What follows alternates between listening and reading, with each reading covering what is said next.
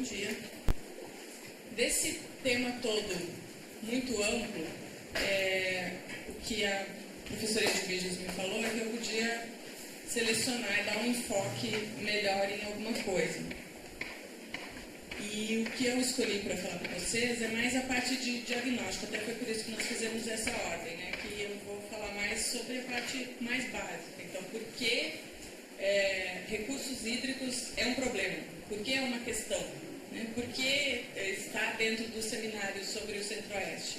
Até pouco tempo atrás, se alguém fosse organizar um seminário sobre o Centro-Oeste, falaria sobre agricultura, certamente, uso do solo, enfim, desenvolvimento industrial e algumas coisas mais voltadas para esse sentido, preservação do cerrado e do bioma amazônico também, que pega um pedaço dentro do Centro-Oeste. E pouca gente lembraria de falar sobre recursos hídricos.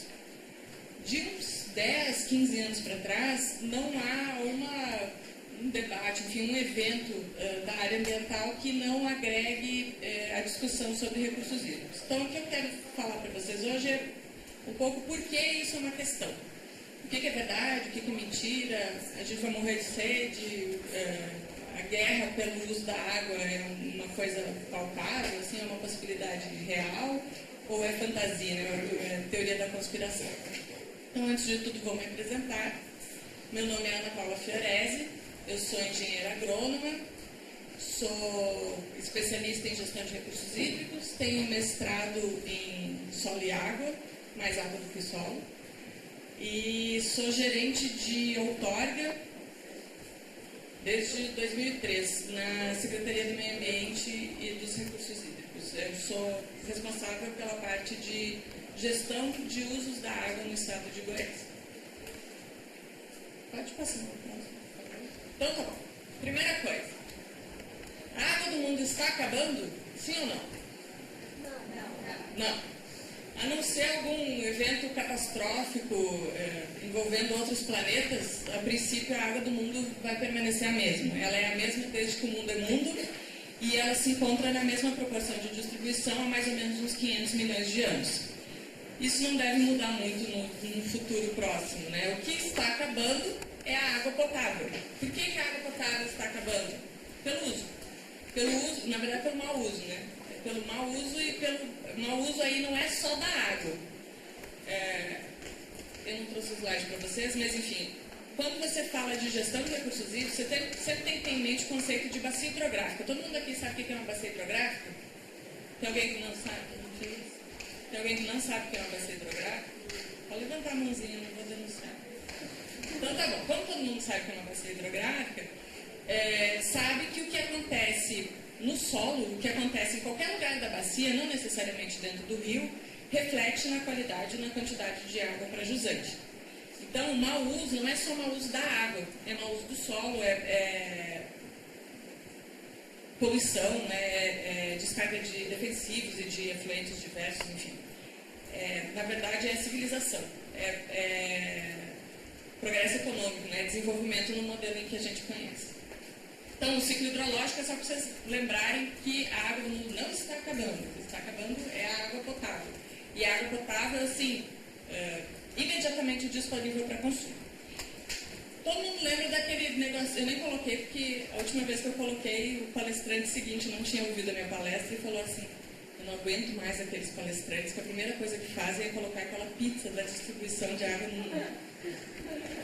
Então, todo mundo sabe, né, que quase todo mundo é água, mas só uma parte bem pequenininha dessa água é água doce, e só uma parte bem pequenininha dessa água doce é água disponível para consumo. Por quê? Tem água que está nas calotas polares, tem água que é de neves eternas, que é mais difícil de ser utilizada, e tem água subterrânea que está a profundidades e em condições difíceis de ser explorada. Então, assim, uma parte muito pequenininha é água doce disponível para consumo. E é justamente essa parte muito pequenininha que sofre toda a pressão de uso. Então, é aí que a gente começa a ter problema com... É aí que os recursos hídricos começam a se tornar uma questão. Próximo, por favor. Então, a gente usa toda a água do mundo? Não. A gente usa mais ou menos 1/7 da água do mundo. A descarga dos mananciais, o que é isso? A água que sai dos rios e chega nos oceanos todos os anos. é da ordem de 43 mil quilômetros cúbicos por ano.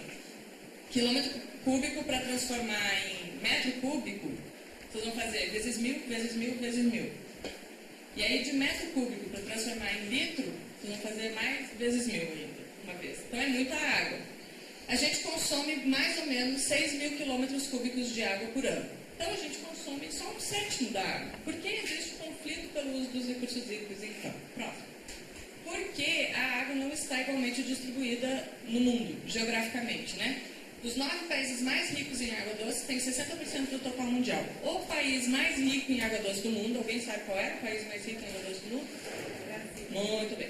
Então, o país mais rico em água doce do mundo tem, aí varia de autor para autor e de metodologia, né?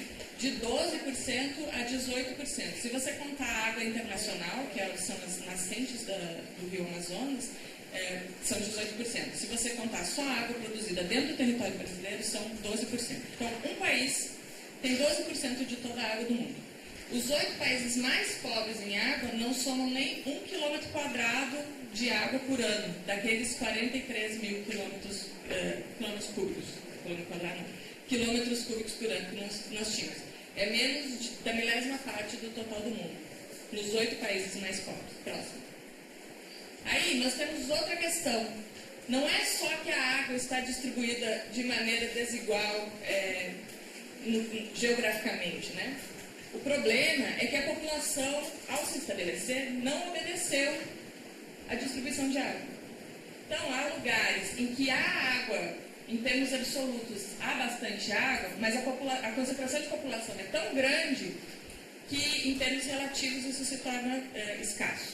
Então, a gente tem aqui, ó, o que está em laranja é situação de estresse hídrico, não, desculpa, é situação de escassez, e o que está em amarelo é situação de estresse hídrico. Então, do amarelo para o laranja, aumenta a preocupação.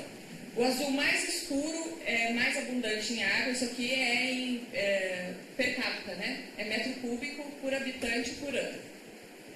Então, você sobe de 1.700 metros cúbicos por habitante por ano, a ONU, olha a água, a ONU considera que é uma situação confortável. Há água suficiente para toda a demanda da população. Abaixo de 1.700 metros cúbicos por ano, você vai começar a ter algum tipo de restrição. Abaixo de 1.000 metros cúbicos por habitante por ano, é uma situação de estresse hídrico. Já não há água suficiente para atender todas as necessidades da população. Aí, depois que a gente entrar em uso dos recursos hídricos, a gente vai ver que necessidades da população não são só as coisas que a gente faz, tipo beber água, escovar dente, tomar banho, é todo o processo produtivo. Então, o Brasil, que devia estar no azul mais escuro ali, porque é o país mais rico em água do mundo, devido à sua população, que é bastante grande, não é o mais rico em água, mas está na segunda faixa, é uma situação muito confortável, é água sobrando. A Índia tem muita água. Todo mundo já assistiu o filme em que começam as monções, ou todo mundo já ouviu falar das monções na Índia, né? O mundo desaba quando começam as monções. São mais de 3 mil milímetros por ano de chuva. É muita água, mas é muita gente. A China é a mesma coisa, mas a China ainda está ali no azul clarinho, caminhando para o amarelo. E há países, há regiões em que realmente não há água. E ainda assim há concentração de população, que é o norte da África. A Europa também enfrenta problemas por excesso de população e, na verdade, não por falta de água. Aí você tem lugares como o Canadá, por exemplo. O Canadá tem muita água e não tem ninguém morando lá. Tem pouca gente, muita água e pouca gente. E isso tudo também depende de escala. Que então você pega o Brasil sim, está numa situação muito confortável. Só que o que se fez para chegar nessa conta? Você pega a descarga de todos os rios, a hora que eles chegaram lá no oceano, e divide pela população do país. Isso não quer dizer que quando você melhorar a escala, né, quando você chegar mais perto, quando você der um zoom, você não vai achar lugares em que há escassez. A gente sabe que tem no Brasil.